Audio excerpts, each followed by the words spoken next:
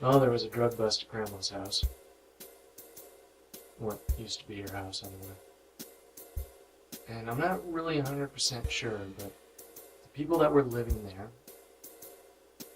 apparently were arrested in connection to a multi-state bust for trafficking methamphetamines. It's sad, but not surprising, which is even sadder. It's just the most recent case of drugs in a small town, and it's something that doesn't get a lot of national coverage.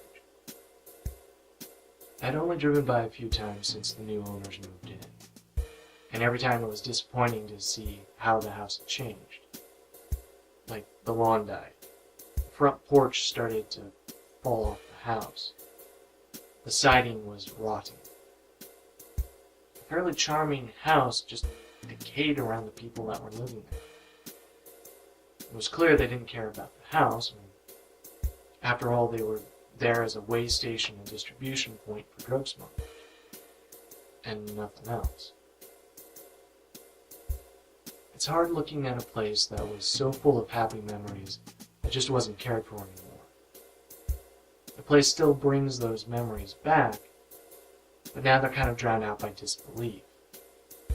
And nothing can really be done since the house isn't in the family anymore and the people were drug dealers.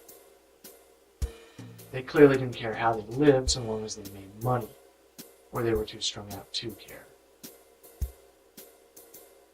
When we sold the house, it was structurally sound, and a little bit of updating would have made it a nice place to live. But there's a chance that it'll get torn down now. Because of how methamphetamines are made, there may be toxic chemicals contaminating the house. The state will test and clean the house for resale.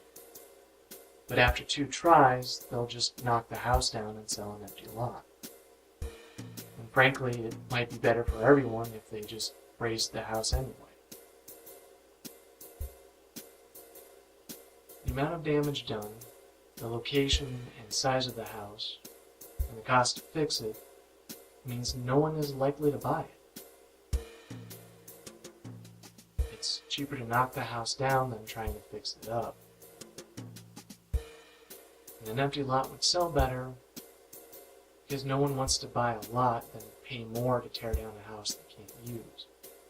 And having an unlivable house in the middle of town just drags everyone else's home values down. It's bad for the homeowners, bad for the village, because that affects the village's revenue. That means the village starts to fall apart too. It really is one of those situations where it just sort of becomes a compounding problem. And since Grandma worked for that village for 30 years, I think she would rather see her house go so the village could carry on. It'd be painful to see the house torn down, true, but it'd be less painful than watching the house slowly deteriorate. And it would make room for something new. And something new is something that small town really could use.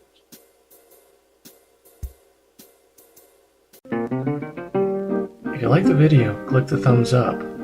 You can watch other videos on my channel, and click subscribe if you want to know when I upload a new video.